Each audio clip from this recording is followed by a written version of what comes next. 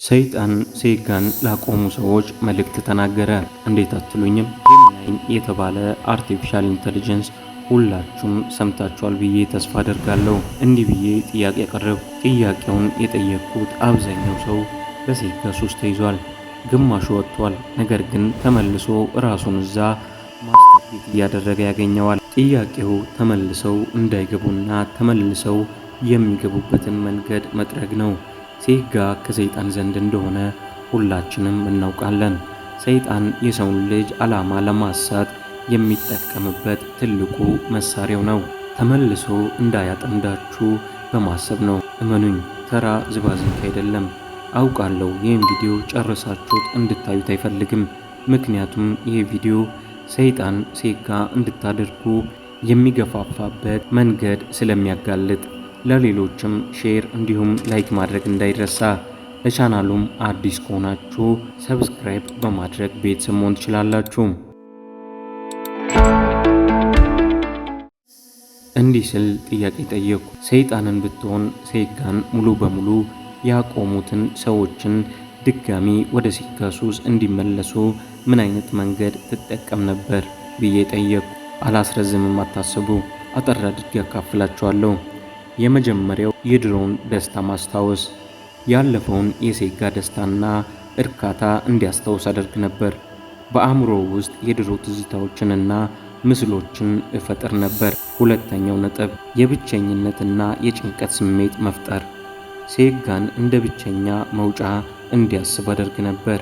ሴጋን እንደ ማጽናኛና መሸሸጊያ እንዲጠቀም አደርግ ነበር። ሶስተኛ ስሜት ቀስቃሽ ነገሮችን እጠቀም ነበር። ወሲባዊ ይዘት ያላቸውን ምስሎች ወይም ቪዲዮዎችን እንዲያይ አደርግ ነበር። ብቸኝነትና መሰላቸት የሚፈጥሩ ሁኔታዎችን እፈጥር ነበር። አራተኛ የጥፋተኝነት ስሜትን መቀነስ። የጥፋተኝነት ስሜቱን በመቀነስ ሰበቦችን እንዲያገኝ አደርግ ነበር።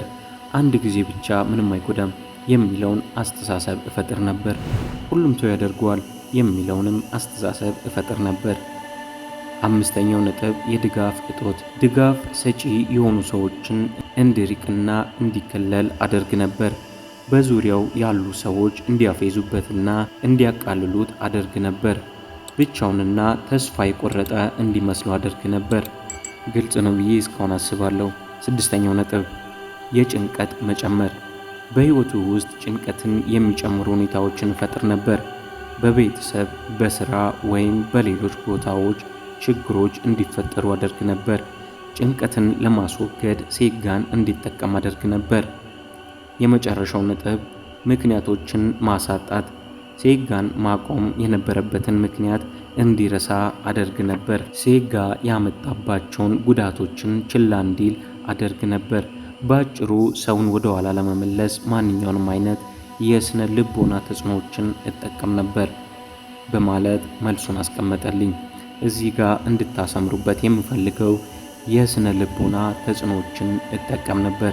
እነዚህን 7 መንገዶች በመጠቀም ወደ ህይወታችሁ ድጋሚ ሊያመጣ ጥረት ያደርጋል።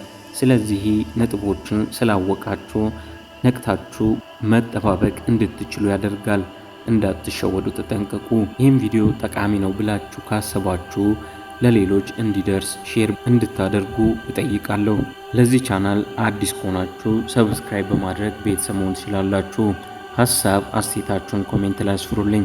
በቀጣይ ቪዲዮ እስከምንገናኝ ድረስ ኢትዮጵያ ለዘላለም ትኖር።